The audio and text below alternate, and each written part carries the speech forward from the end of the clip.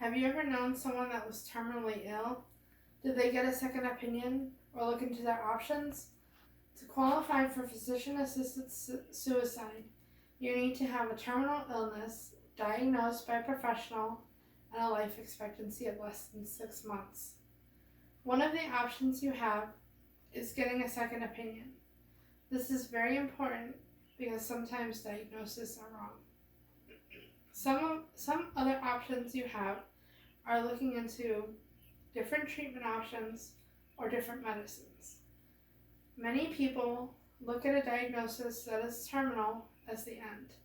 Maybe they don't think that they have options and that they should just end their lives so that they will not be a burden anymore. But I disagree. We should look at the unhealthy as if they were going to get better and not as a burden. Our loved ones should not have to feel like they are a burden and that their life is just as valuable as anyone else. Physician-assisted suicide is unethical and immoral. And after hearing the points, you two will agree. First, I will argue that euthanasia is just the easy way out. Then, I will prove that the success versus failure rate is unacceptable. Then I will tell you that how allowing physician-assisted suicide affects so many people and not just the patients. Physician-assisted suicide is not the only option that you have. You can get a second opinion, look into other treatment and medicine options, and even look into holistic medicine. The statistics of success to failure rates of euthanasia are too high and are unacceptable. Physician-assisted suicide is currently legal in 9 U.S. states: Colorado, Hawaii, Maine, New Jersey, Oregon, Vermont, Washington, Montana, California, and the District of Columbia. According to a CNN.com article on August 1st of 2019, states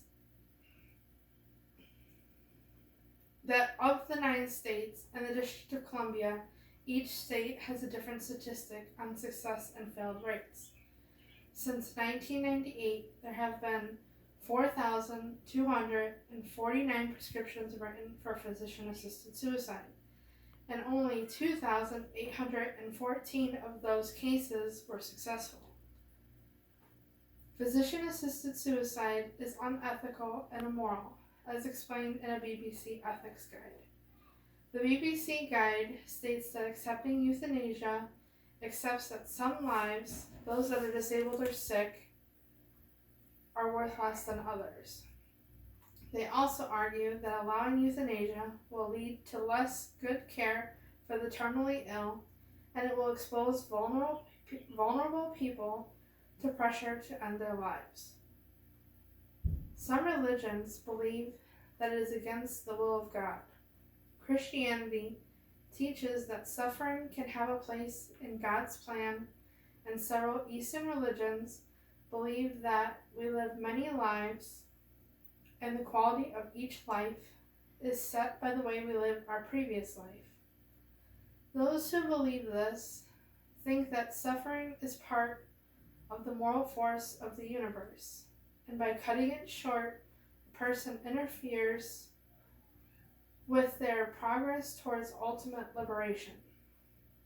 Physician-assisted suicide affects so many people, not just the patients. According to a CNN.com article written by Lydia Dugdale on September 25th, 2019, physician-assisted suicide is preying on the most vulnerable. Insurance agencies, for example, are increasingly willing to cover the cost of cheaper death-inducing drugs over the more expensive life-saving treatments. Doctors may also push the unhealthy towards physician-assisted suicide, and the families may feel pressured just as much as the patients do.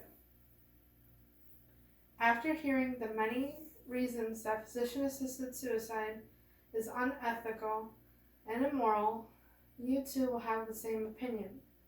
and agree that there are many options to look into before considering euthanasia. Success versus failure rate is unacceptable. Euthanasia is just the easy way out, and allowing physician-assisted suicide affects families too, not just the patients.